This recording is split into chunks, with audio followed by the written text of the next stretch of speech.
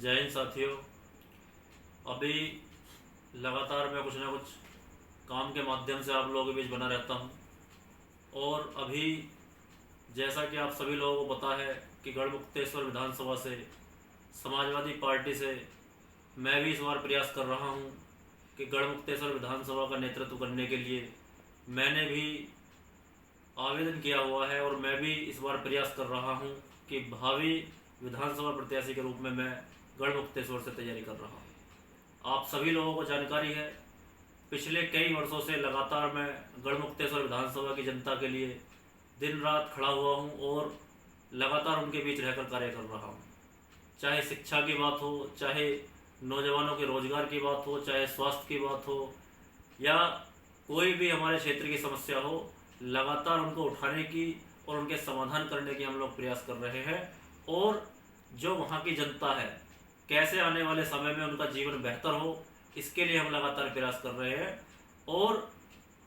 गढ़मुक्तेश्वर विधानसभा में हम लोग पैदा हुए हैं, तो गढ़मुक्तेश्वर विधानसभा के जो लोग हैं वो हमारे भाई बहन हैं, वो हमारे सम्मानित बुजुर्ग हैं और उनके लिए काम करना ये हमारे लिए बड़े गौरव की बात है कि हम लोग दिन रात उनके लिए खड़े होकर काम कर रहे हैं और इस नियत के साथ नेतृत्व करने के लिए आगे आ रहे हैं कि आने वाले समय में हम उनके काम आ सकें। साथियों, एक बात मैं आपसे बताना चाहता हूं कि पिछले लंबे समय से हमारे गढ़मुक्तेश्वर विधानसभा क्षेत्र में बाहर से लोग आते हैं, हमारी भोली भाली जनता का पागल बनाते हैं, उनके हिस्से का पैसा लूटते हैं और वहाँ की जनता जिस स्थिति में पहले थी उसी स्थिति में रह जाती है और हमारी जनता के नाम का पैसा लूटकर जो वहाँ पर बहरूपिये आते हैं वो बहरूपिये करोड़पति बन जाते हैं, अरबपति बन जाते हैं और हमारी जनता की जो स्थिति थी वो वहीं रह जाती है। इस बात को आपको समझना होगा कि बाहर के आए हुए लोगों को सबसे पहले हमें अपने विधानसभा क्षेत्र से बाहर फेंकना होगा। आज आप देखिए, पिछले 5 वर्षों से किस प्रकार हमारे क्षेत्र में काम हो रहा है और भाजपा के जो नेता हैं, जो वर्तमान में जो विधायक हैं, आज हमारी भोली भाली जनता को किस प्रकार प्रताड़ित कर रहे हैं, उनका शोषण कर रहे हैं। आज आपको समझने की जरूरत है कि किस प्रकार हमारी जनता के हिस्से का पैसा ये लोग लूट रहे हैं। आज गढ़मुक्तेश्वर के हालात देखिए, किसी भी गांव में आप जाइए, उस गांव में समस्याओं के अंबार लगे हुए हैं। अभी पिछले 4 महीने पहले जिस समय पर लोग घरों से निकलना नहीं पसंद कर रहे थे और गर्मी की वजह से घरों के बाहर नहीं आ रहे थे, मैंने गढ़मुक्तेश्वर विधानसभा के 125 गांव का साइकिल से दौरा किया और साइकिल से दौरा करने का जो उद्देश्य मेरा था वो ये उद्देश्य था कि अपने विधानसभा की जनता को कम से कम देख सकूं, कम से कम समझ सकूं कि किस हाल में वो लोग रह रहे हैं। और जब मैंने देखा, मुझे बड़ा आश्चर्य हुआ कि आज जो गढ़मुक्तेश्वर विधानसभा के लोग हैं, जो ग्रामीण लोग हैं, आज समस्याओं का अंबार है। कई गांव मुझे ऐसे मिले जिन गांव में पीने के लिए जो पानी है वो पेट्रोल के जैसा दिखता है और वहां पर लोग उस गंदे पानी को पी रहे हैं और बीमारियां फैल रही है और लोग मर रहे हैं। लेकिन ना तो किसी नेता का उस पर ध्यान है, ना किसी प्रशासनिक अधिकारी का उस पर ध्यान है। और कई गांव ऐसे हैं, जब उन गांव में हम लोग जाते हैं तो ऐसा लगता है जैसे 100 साल पीछे हम लोग आ गए। आप सोच के देखिए, देश की राजधानी दिल्ली के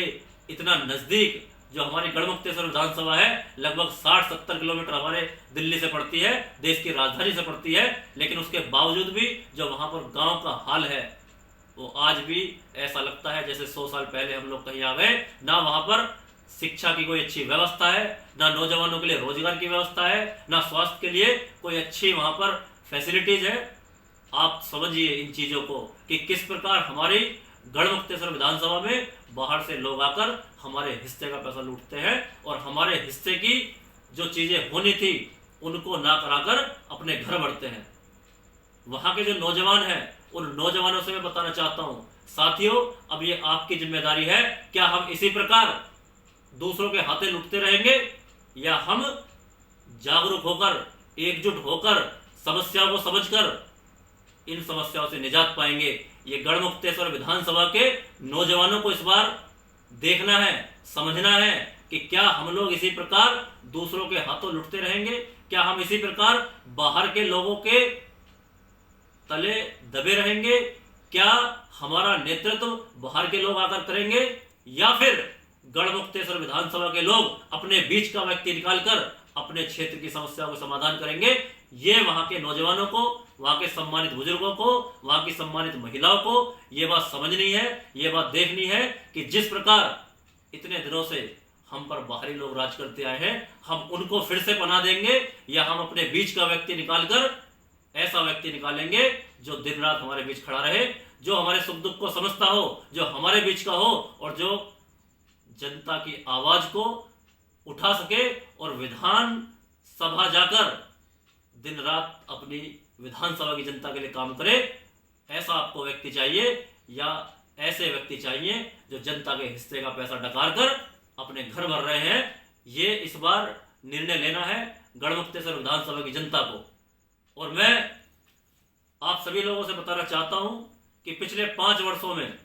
जितने हम लोगों ने कार्य किए हैं, आप उनको देखिए, उनको समझिए कि ये जो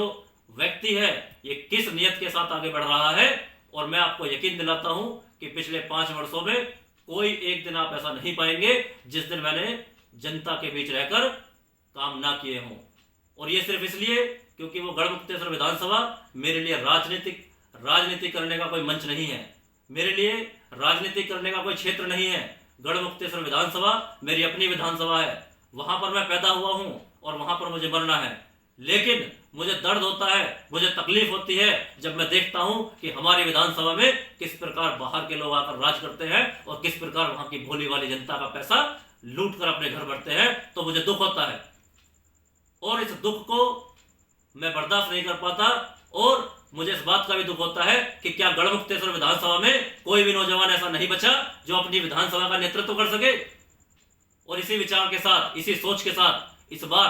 पूरी ताकत के साथ हम लोग आ रहे हैं और इस बार पूरी ताकत के साथ मैं प्रयास कर रहा हूं कि गढ़मुक्तेश्वर विधानसभा का नेतृत्व हमारे ही बीच का व्यक्ति करे, गढ़मुक्तेश्वर विधानसभा का नेतृत्व हमारे ही आसपास का व्यक्ति करे और गढ़मुक्तेश्वर विधानसभा का नेतृत्व ऐसा व्यक्ति करे जो अपने निजी स्वार्थ से ऊपर उठकर जनता की सेवा दिन रात कर सके। और साथियों, मैं आपको भरोसा दिलाता हूं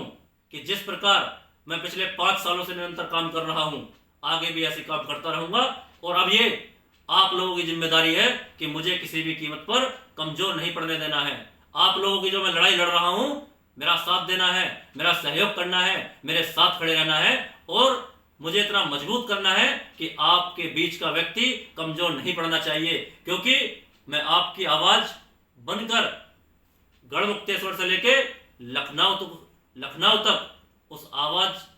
को बुलंद करना चाहता हूं और वहां के नौजवानों की आवाज को बुलंद करना चाहता हूं। अब ये आपकी जिम्मेदारी है कि जिस विचार को लेकर मैं चला हूं, जिस निस्वार्थ भाव को लेकर मैं चला हूं और जिस नियत को लेकर मैं चला हूं, आप उसके साथ जुड़े और अपने गढ़मुक्तेश्वर विधानसभा की बागडोर दूसरों के हाथों से छीनकर अपने ही व्यक्ति को आगे बढ़ाएं। क्योंकि अपना ही व्यक्ति अपने लोगों का दुख दर्द समझ सकता है और अपने लोगों की समस्या को समझ सकता है और वहां पर बेहतर कार्य कर सकता है। और इस बार ये अवसर है हम सभी गढ़मुक्तेश्वर विधानसभा के लोगों के पास कि हम इस अवसर को ना जाने दें। और ज्यादा मैं आपके बीच बात नहीं रखना चाह रहा हूं क्योंकि लगातार मैं आप लोगों के बीच बना रहता हूं। बस इतना जरूर कहना चाहता हूं कि साथियों, अब समय आ गया है जब हम लोग एकजुट हो जाएं, जब सभी नौजवान इस बात को समझें और जब वहां के क्षेत्र के सभी लोग इस बात को समझें कि इस बार हम लोग बाहरी लोगों को भगाएंगे और अपने लोगों को आगे निकालेंगे। तो मुझे विश्वास है, मुझे पूरी उम्मीद है, मुझे भरोसा है आप लोगों पर कि आप किसी भी स्तर पर मुझे कमजोर नहीं पड़ने देंगे और आप लोगों की जो लड़ाई में लड़ रहा हूं उसको हम पूरा करेंगे और इस बार बेहतर गढ़मुक्तेश्वर हम लोग बनाएंगे। इन्हीं शब्दों के साथ मैं अपनी बात को समाप्त करता हूं। समाजवादी पार्टी जिंदाबाद। जय हिंद, जय भारत।